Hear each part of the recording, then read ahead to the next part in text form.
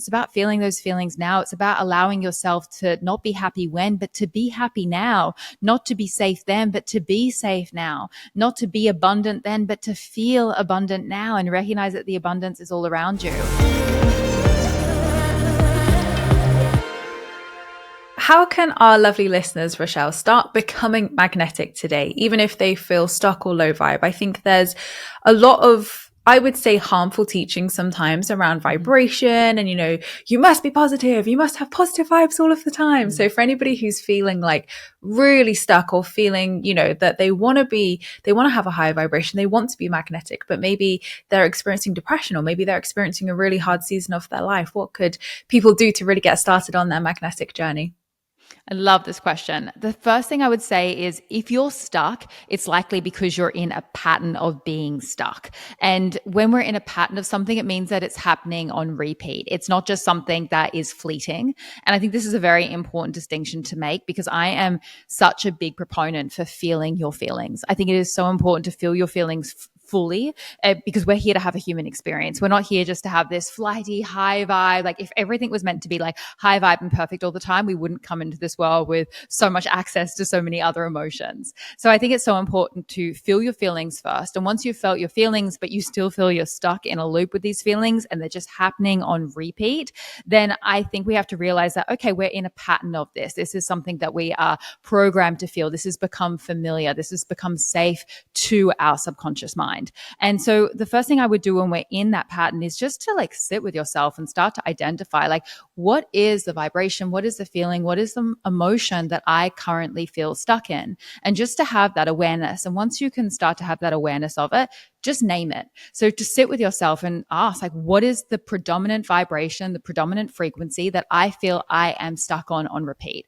So if I was to sit with that and maybe I was feeling angry all the time, then I would ask myself, the next question is, okay, if I'm feeling angry all the time and that is the pole that I'm currently in, what is the opposite pole? What is the opposite frequency to this? So if you were feeling angry all the time, then I would say the opposite pole was compassion or peace. If you're feeling sadness all the time, then I would say the opposite pole was joy or gratitude. If you're feeling frustration, then I would say the opposite pole to that, frustration. I always find this one interesting because I get frustrated quite a bit. I don't know about you. I think we all have our predominant vibrations, and frustration for me is one that I'm like, yes, hello, frustration. I would say the opposite for me is usually flow. If I'm feeling frustrated, the opposite pole would be flow. So when you find that opposite pole, ask yourself, how can you start feeling the opposite vibration of what it is that you're currently experiencing, being stuck in, on a way that you are getting into that and being intentional about accessing this. So we have to be intentional about actually accessing the opposite vibration. It's not just something that you're naturally going to feel. If you're feeling frustrated, you're not naturally going to feel flow. This is something that you have to assign to yourself and say, no, I'm going to access flow. Okay, what would accessing flow look like? What would help you get into a feeling of flow? What brings you flow? What's an activity that is representative of flow? And really make that something that you go out there and intentionally create for yourself so that you can start to access that opposite feeling on a more regular basis. And then I'd ask yourself, how can you start creating habits, routines, rituals to access that feeling in a more natural and habitual way?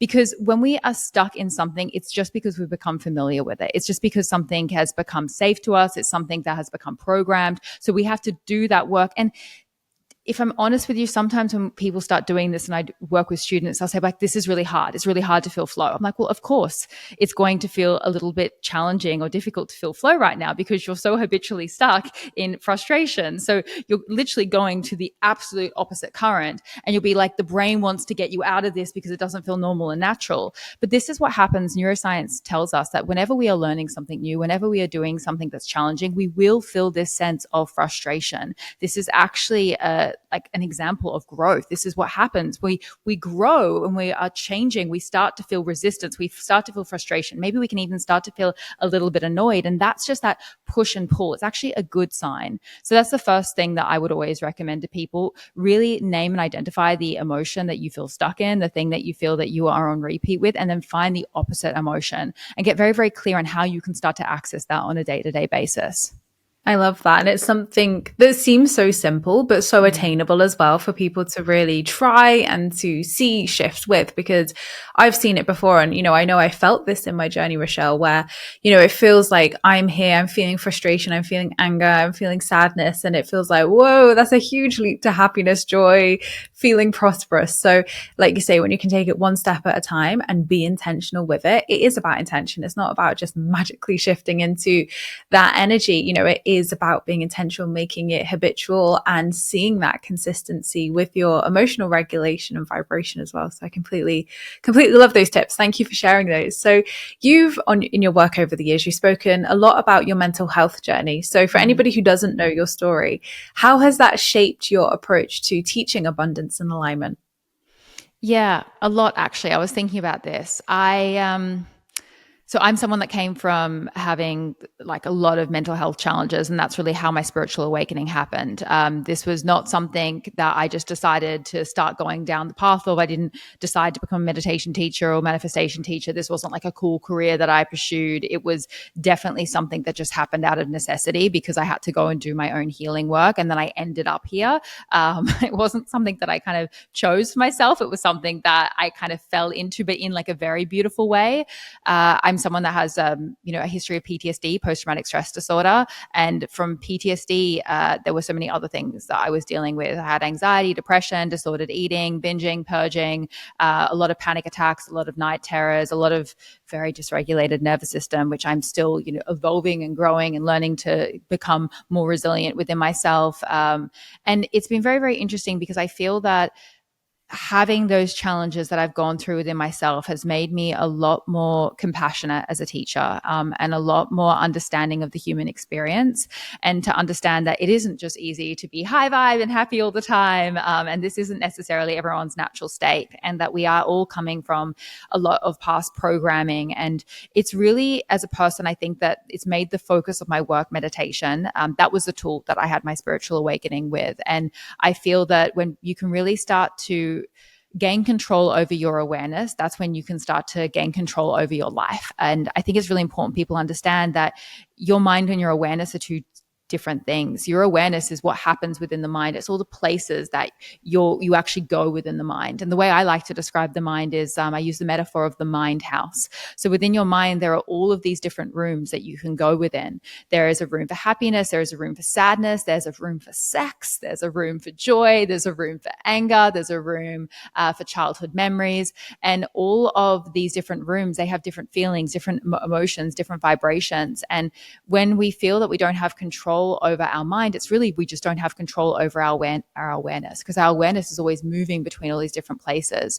And my job, I feel, as a teacher has really been to get people to understand that their awareness is actually within their control. It is not something that is, I think people think that their mind is just something that can run away, like, and it can just like go on a complete tangent and they can like lose their mind and they're not going to be able to like figure out how to come back. I'm like, no, you can control your awareness, and you just need to do this just as you'd go to the gym. I think that people need to understand that, something like meditation, it's literally just doing like a rep for the mind. It is doing those sets every single day. The more that you do something like meditation, the more you control your awareness and you control where your attention goes within your mind, the more control you're going to have over your entire life, the less you're going to be, you kind of, I guess, sucked into all of these other, I guess, rivers. I often like to think of them this, I'm such a metaphor person. Here I am like house, river.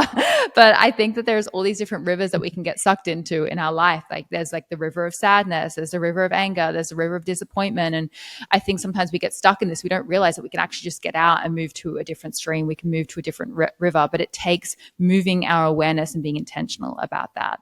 So I feel that, my journey with mental health has kind of just made me really aware of where a lot of people are. And I think it has made me become someone that's very practical, I think, in some ways, because I love the woo stuff. I absolutely love, you know, I love the esoteric side of what we do, manifestation, the very spiritual out there stuff. But I think that some of it isn't very grounded in the human experience. And I think that I'm someone that feels I've had a very heavy human experience. And just to talk all up here in the sky with high vibrations and everything's positive, and this very esoteric, light way that sometimes we can talk and sometimes that we can see other people talk. It can be so beautiful and alluring and sexy.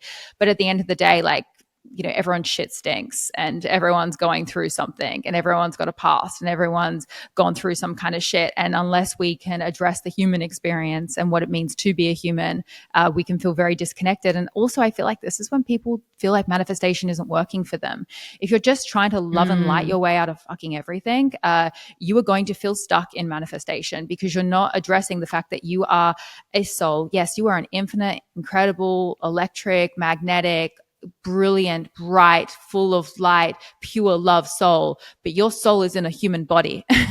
And that human body has density, that human body has memory, that human body experiences pain. That human body is here for a human experience. You're not here for a astral plane, light, transcendent experience. Like, maybe you're going to that and maybe your job is to get to that through this life, but at the same time, you're doing that while having a human experience. So I think that as a teacher, I really try not to bypass the human experience because that has not done me any favors. And I don't think it does many people many favors. However, I do think there are a bunch of people that maybe are able to stay up in those other realms and that really serves them.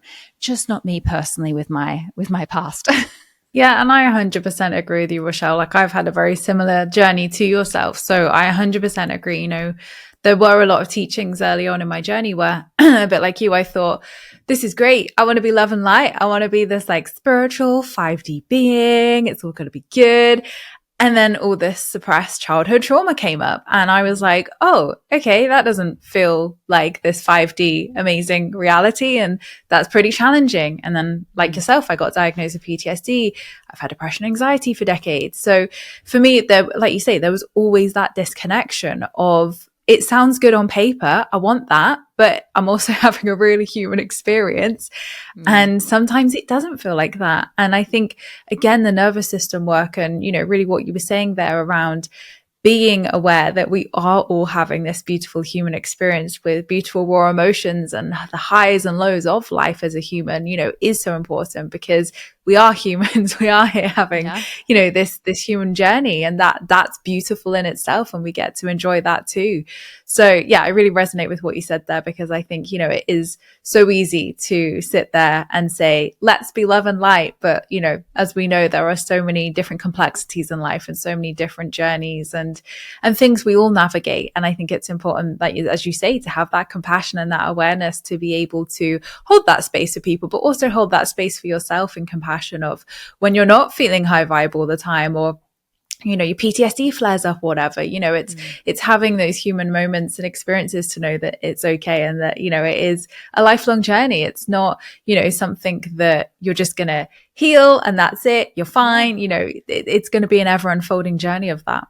And you can manifest even if and I think this is the thing, I meet a lot of people will tell me their past, like, well, can I still manifest if I've been through all of this? I'm like, 100%. This is one of the most beautiful things. And when you do manifest the things that you deeply desire and you've been through all of this shit, it is going to feel so much better when you get on the other side of it. And if anything, it's going to feel even more powerful, even more like a brilliant manifestation than if it was just easy. So yeah, I think it's just, it's so interesting.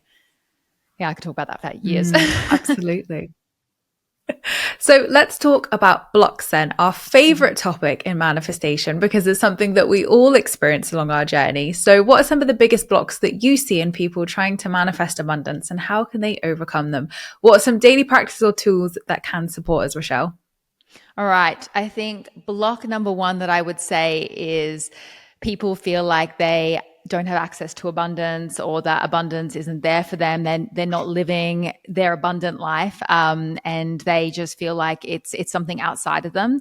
I feel like a lot of people walk around with this idea of what abundance is, and they just tie abundance to money, status, followers, and they've built this idea of abundance that is something that actually isn't really what they want as well. And I feel like that's very, very interesting, because I think that I'm a very big person with semantics. And I feel like ever since I wrote my book, I think I've been even stronger on this. I have like a dictionary for myself at home where I've written my own meanings of certain words and what they energetically mean to me as a soul. So when I think about abundance, I have a very definite meaning of what abundance means to me and what abundance is in my soul. Because I used to look at abundance and I used to project it onto other people, be like, oh, that person's so abundant. But if I really thought about it, I'm like, I actually didn't really want their life, or I didn't really want what they had. It was just some societal idea of what abundance is. And I think that the first block with that is just to realize that abundance is subjective, and you have to come up with what abundance means to you and then start recognizing that abundance is already there and it's all around you. I have this beautiful walking meditation that I have on my app Mindspo that I always get people to do. And it's really, really powerful because what it is, it's about recognizing abundance. And it's literally just a walk where you walk around and you recognize the abundance that you can see around you. And I always recommend when I do this with students, when I first started working with them, I'm like, start doing this abundance walk in your home. Not when you're out on the street. Start it in your home. So do the first 5 minutes of the walk, literally walking around your house, getting ready to go on the walk, putting your clothes on, because I feel like we forget that we're already abundant. We have access to so much. We're just not tapping into it. So that's the first thing I would say. Come up with your own definition of what abundance is to you and then start to recognize that it's actually already there, because otherwise you're always going to feel like it's something outside of yourself. When you can start to realize that you already have it and then you can come up with your own definition of it, you're going to feel so much more connected to it. Another block that I would say is a huge one is being a poor receiver. This is one that I find so interesting, and I wrote about it in my book because I feel like so many people think about the idea of attracting things or bringing things in, or being an antenna for things, but they forget about the concept of receiving. And there's this quote that I've always loved, which is how you do something, like one thing is how you do everything. And I think this is very, very interesting to think about when it comes to receiving, because a lot of people, women especially, and I also see this a lot with mums, they can be in this state of not being in a place of feeling safe to receive. So they're rejecting help from other people, or they're saying, no, I'm fine. I've got it sorted. Or someone will, go and buy their coffee for them and it'll make them feel uncomfortable. And I feel like if you have a disjointed relationship with receiving, then how are you going to receive the support, love, and the abundance from the universe that you're calling in? You're going to feel like you are always in this place of like, no, why is this happening? And there has to be some kind of exchange. It's like, well, no, you can just receive, and you have to be in this open state to allow things in. And so I would ask yourself, like, do you have any blocks with receiving, and where does that come from? Start to identify, like, was it because you felt like you were never safe to receive things? Did someone criticize you growing up when you got something, or did you feel like people judged you for having more? And find out where that block comes from. The receiving block can come from so many things. One of my favorite tools, which I know you love as well, is EFT. I love EFT tapping. I've done a lot of tapping around receiving, because I really do believe that this is one that really impacts women. And it can also just be a thing of, I even sometimes feel like if we feel like we have a lot already, if we feel, sometimes I think with the privilege conversation that happens a lot in the manifestation space, like, you, me, myself, we're quite privileged, right? We come from a very privileged background. And I know that in myself, with my own privilege, that I went through this stage of feeling like I didn't want to receive more things because I already felt so privileged. So then I felt this kind of backhanded guilt for having more, because I felt like I already had enough and then I shouldn't want to take more. It was kind of like this reverse altruism sort of situation going on. And I had to realize that, okay, like there's nothing wrong with having what I have. I don't need to feel guilty for that. And also I can do a lot of good with what I have, and I can't just go block myself from what it is that I desire because I'm in this position. So that's a really interesting thing. I think the receiving piece is a very intertwined, deep one that I don't think a lot of people realize that there is a lot of nuance with, especially if you're a mum. I would really look at the receiving side of things. For some reason, whenever I work with mothers, I see there is a huge block with receiving in some way. So I think that that's a huge one that can really block us from abundance. The next one that I wanted to share with you is all around competition and comparison. And I wanted to bring this one up with you and me on the podcast, because I think, like, one thing I love about you, and one thing that I feel like you and I are very much on the same level of, is we are cheerleaders for other people's success, right? And Yeah. we are reached out to each other on DM. We're friends. We'll chat and share ideas and bounce. And I think that this is something that is really challenging for a lot of people, because I feel that when we are wanting to create something for ourselves, whether it's in our career or we're wanting to create some sort of abundance for ourselves, we see someone else having something that we desire that we don't have yet, it can bring up this feeling of comparison and competitiveness. And that feeling of comparison and competitiveness can put us into this story of lack. Like, just because they have something means that I can't have something. Just because she's bringing out a book means that I can't bring out a book, or we can't talk on the same subjects, or whatever it is, right? I'm using us as an example because it's easy. But I think that this is a really, really important one for all women to look at, because I feel that I guess sort of the programming within the feminine wounds that we're all kind of, healing as a collective, there is a lot of comparison, and there is a big sisterhood wound that is there and evident. And this can really impact our abundance, because we can feel this kind of scarcity of having to keep things to ourselves. And one thing I've noticed with this that's very interesting is, and I wrote about this in my book, it's all about the reticular activating system. So within our brain, we have something called the reticular activating system, which is known as the RAS. And what this system does is it basically filters the world for you to help you focus and find more of what you deem important. And this is why we can live in such a different world to our parents. I think the parents are always a great example of this, because you look at the things that your parents notice and the things that your parents talk about, it's probably very, very different to what you notice and what you talk about. For example, when I go hang out with my parents, I'll tell them everything about AI and automation and spirituality and this new thing in neuroscience. I found this really interesting. My parents will be talking to me about insert politician here and this thing over here, and this thing happening with this party in politics, or this new bill, and it's a very different conversation. Or if it's my dad, he'll be talking about sailing. And it's because we have different focuses in our life and different interests, but it's also because my father's RAS is very, very different to my RAS. So he is filtering the world in a very, very different way to what I am, because he has different values and things that he finds important. Now, why I mention this with the RAS is because when we have something that we want to manifest in our life, something that we want to create, we will focus on that thing. And I'm sure everyone listening has had the experience of potentially maybe wanting to buy their first car and having this car on their vision board, or this house on their vision board. And then all of a sudden they are seeing this car or this type of house everywhere. They'll be driving down the street and maybe they want to buy a blue Mini Cooper, and they will start seeing blue Mini Coopers everywhere. And they're like, oh my God, blue Mini Coopers are everywhere.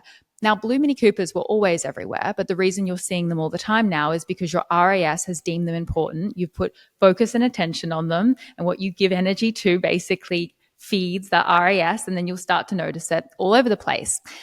Now, when it comes to manifesting, when we put our attention and our focus on something that we desire, say we want to become a coach, and we put this on our manifestation board, and we want to go out there and we want to start our coaching business, the RAS will start finding you coaches everywhere. On your Instagram feed, you'll all of a sudden notice that everyone's a coach, and there's a coaching program, and this person's a coach, and this person's running a coaching cohort. Then you'll go on your Facebook, and then you'll see Sally from 10th grade that you never liked, that you always thought was a bit of a bitch, and was a bit mean to you, or maybe bullied you in school. All of a sudden, Sally is a coach. And then your whole entire body, depending on your relationship with abundance, will rather go into, oh my God, there's all this opportunity to become a coach. How abundant, how incredible. There is all of this possibility that I can create in the coaching world. Or if you have a stronger relationship with scarcity, this RAS system can make you go, oh my gosh, everyone's a coach. I am going to be in so much competition with all of these people. There is no space in the coaching world because everyone is doing it. I'm behind. I've already kind of failed before I started. And this is really, really important to recognize, that how you see the world is related to your relationship with abundance and scarcity. And that a lot of the times the things that you see that you might be comparing yourself to, or that you might be thinking, oh my God, everyone's doing this, it's actually not there to show you where everyone is your competitor, or where there are all these people that are, kind of against you. It's actually there to show you how much opportunity, how much abundance, how much how much overflow there is in this space. And I think that that is a really, really important thing for people to realize and think about, because I can't tell you how many times I've spoken to students and they have held back their dreams because their RAS, their magnetic filter, as I call it in magnetic, has started to show them all of this evidence of like, oh my gosh, it's out there, it's happening, you could do this. But instead of taking it like, oh, this is my chance, this is the way, they've gone, oh my gosh, I'm going to be stuck in this industry with all of these people and it feels really, really crowded. And now I'm not going to do it because everyone else is doing it. And I think that that's really, really important to recognize, because depending on where we are with our self-worth, this beautiful, I guess, mechanism of our brain and also the universe can rather work against us or it can work for us. So, so true. And I loved every block you shared there, because I'm just like, yes, yes, yes. These are definitely such incredible blocks to highlight and for people to have such amazing tools with, as you so kindly shared. And yeah, the blocks to receiving. Oh, I've been there. I have been there. And that was such a big block for me that I never knew, because I was so good at manifesting and I was manifesting all these things. This was like, I want to say 3-4 years into my manifesting journey. And then it hit me like a ton of bricks one day where one of my friends said to me, Emma, how's your receiving from the masculine? And I was like, and she was like, oh, okay. And then she asked me some more questions. And then I realized I had this huge block with receiving from the masculine in particular. But then I looked at my relationship with receiving, and I was always the person that would feel so awkward on birthdays and Christmases when people would give me gifts. Like, I'd love seeing my friends and family's expressions as they open theirs. I'd love getting them gifts. I'd love giving them gifts.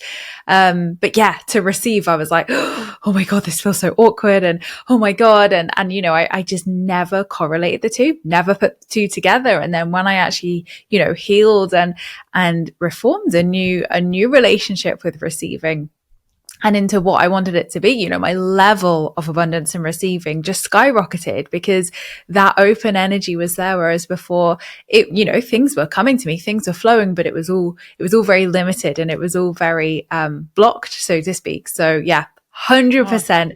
You've got to work on that. Thank you so much for sharing that, because it's so funny. Every time I mention it, everyone has a story with it, and we hardly ever talk about the receiving piece. I would have no idea that you've been through that, and it's so nuanced, especially the receiving with the masculine. Gosh, I've been through that one. That's a whole chapter.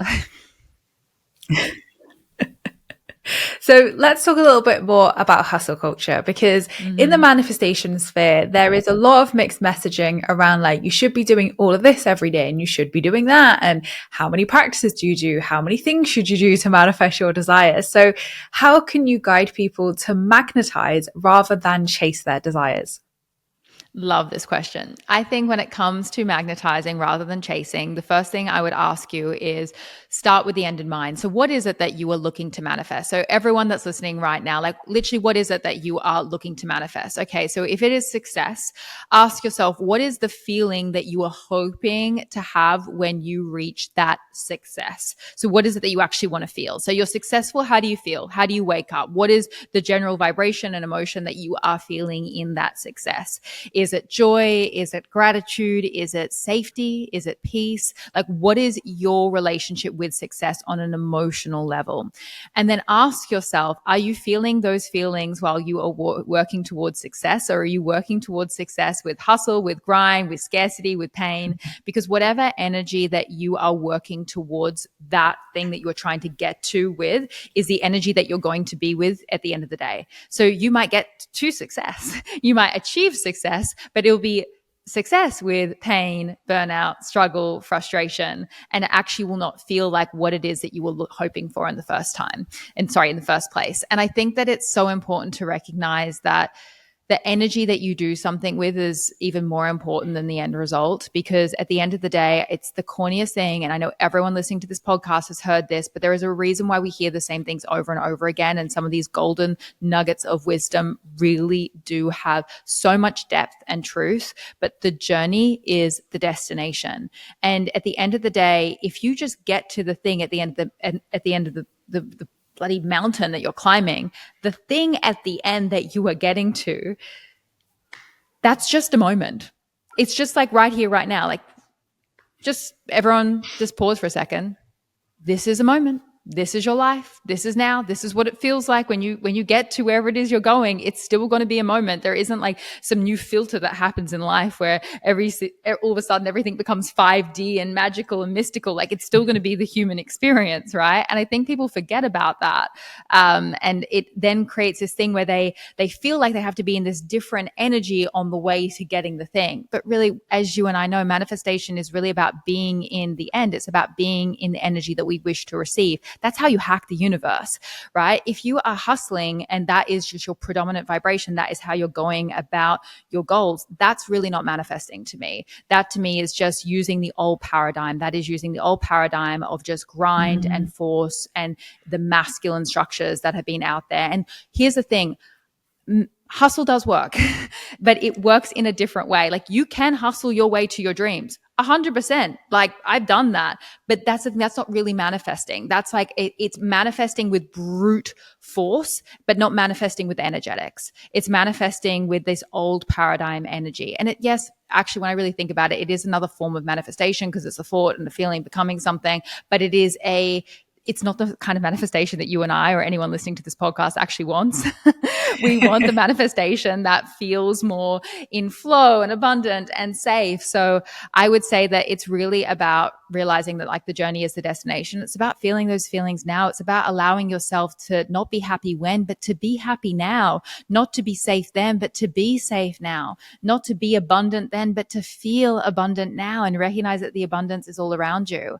And just to have awareness that there are two ways to get things, and to sometimes to ask yourself, like, what energy am I working from? Am I working from this old world grinding energy, or am I working from this new abundant sort of overflow energy? And just to identify that within yourself and to notice when you're out of balance, because look, sometimes things will take a little bit of like effort and you will have to go in and you'll have to show up and there'll be some discipline that you'll have to apply. But at the same time, like, can you do that discipline with some more relaxation with it? Can you do that discipline with some more joy to it? Like, how can you bring those more high vibrational feelings and that more like that sense of ease to the things that you're working towards?